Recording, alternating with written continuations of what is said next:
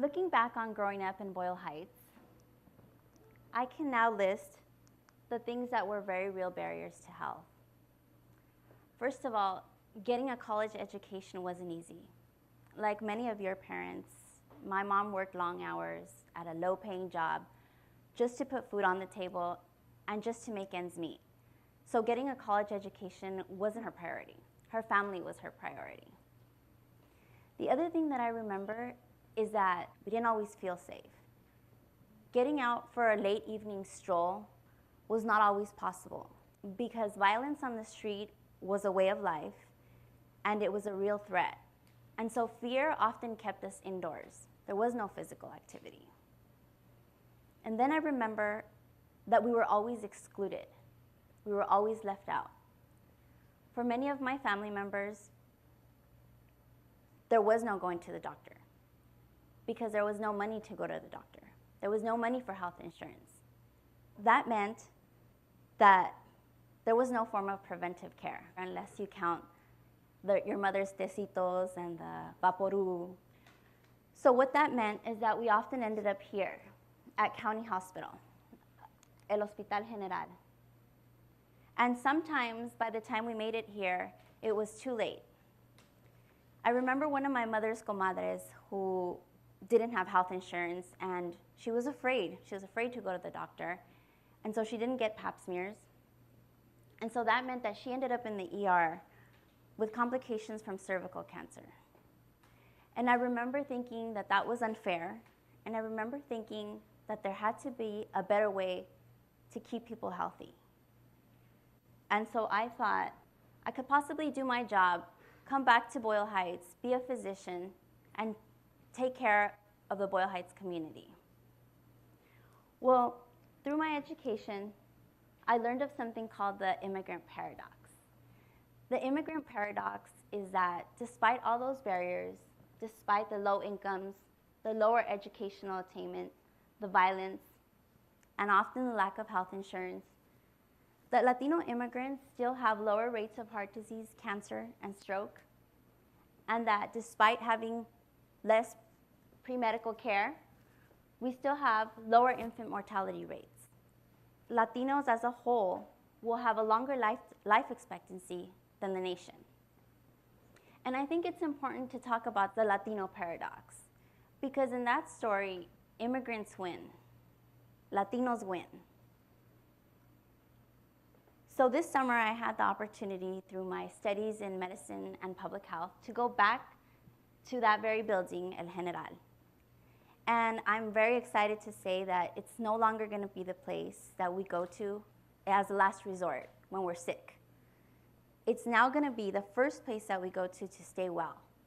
Because on the first floor of that very building, very near the ER, where I used to spend those long hours, we will now have a wellness center.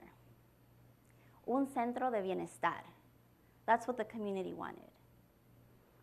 And see, it's important to talk about wellness, bienestar, not just health, because health can be defined as the absence of disease. But wellness is more. Wellness means, of course, the absence of disease, but that you're also capable of fulfilling every role that you've decided that you want to have in society. That you have the confidence that you'll live to your fullest potential. That you wake up happy, and that you're able to manage your stress, and that you're not living in fear, and you feel safe to go into your community. I had the opportunity, the privilege, to work with the residents of Boyle Heights, and they gave a whole new meaning to this Latino paradox. In fact, they're the very meaning behind the Latino paradox. Because see, as Latinos, we share these values. We share the value of familia, family. That's what led many of our family members to come to this country because we wanted a better life for our kids, or we wanted a better life for those people back at home. Because of familia, my mother, even though she didn't have the opportunity to have an education, believed in me and supported me through my education because she knew that that would change the course for me.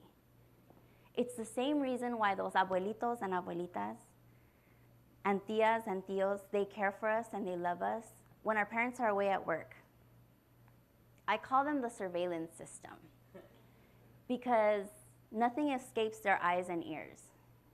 When I was in high school, I remember I dared never ditch. And it wasn't because I didn't want to. It was because no matter how careful I was, that surveillance system was really good. And it would get back to my mom somehow. So that's familia for you. And the other value is comunidad. Comunidad, community. So we actually value the group more than we value the individual. And we understand that our health is intricately tied to the health of those around us. So with that value of comunidad, it's not difficult to understand why it's not enough that my child be vaccinated. Because an unvaccinated child living nearby or going to the same school as my child breathes the same air as my child, is just as important as my child, matters just as much as my child, and if infected, can pose a risk to every child.